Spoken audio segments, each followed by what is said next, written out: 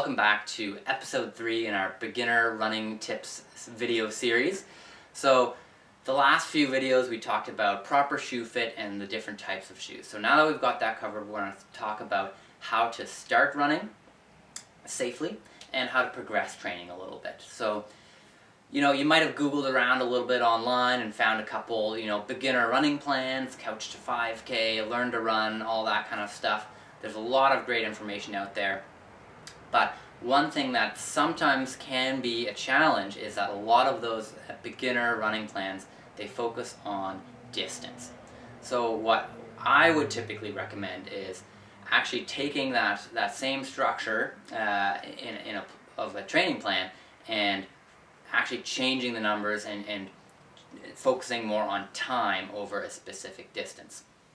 So instead of saying, okay, week 1 we're going to start with a kilometer run or 2 kilometer run, let's switch that to maybe it's 10 minutes of running, and focusing on time rather than distance, because maybe you've had a super stressful day at work, and instead of getting out that door for a 2 or 3 kilometer run, maybe that day would have been better to run 1.5 kilometers or 2 kilometers rather than really pushing to that extra distance. So the important thing to remember with running is the really repetitive movement pattern.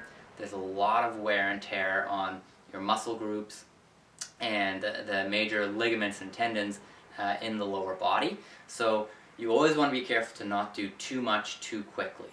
So time over distance, focus on that, and really focusing on that effort.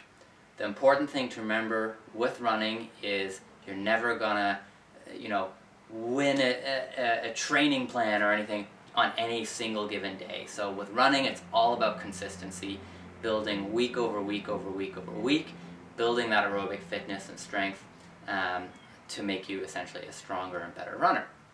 So if there's one day where you're feeling a little bit under the weather or not, feeling a bit more tired, don't feel like you have to push at 110% on that single day. It's all about consistency over a long period of time. So focus on your time and your effort, not necessarily the distance you're running. So that's tip number 1. Tip number 2, how do I progress my training? Okay, so you've got a training plan, great.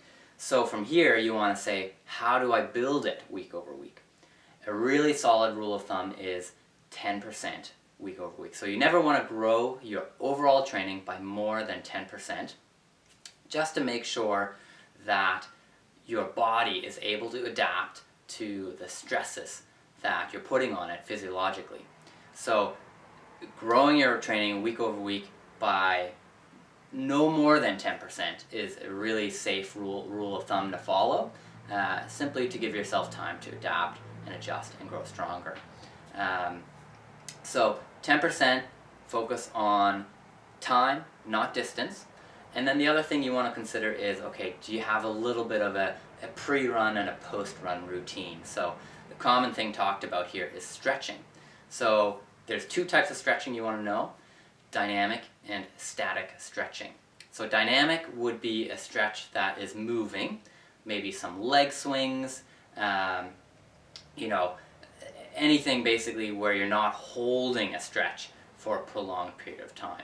So that's good to get blood flowing, to get the major joints, get the wheels greased up and moving a little bit and loosened up, and then get you warmed up and ready for your run.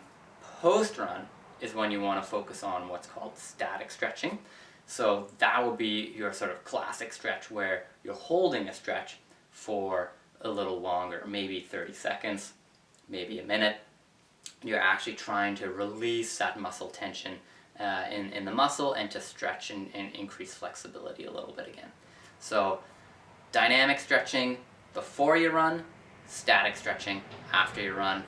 Only has to be a couple minutes, just to give yourself a little bit of a pre-run and post-run routine. So that's everything for today. Thanks for tuning in, and hope to see you soon.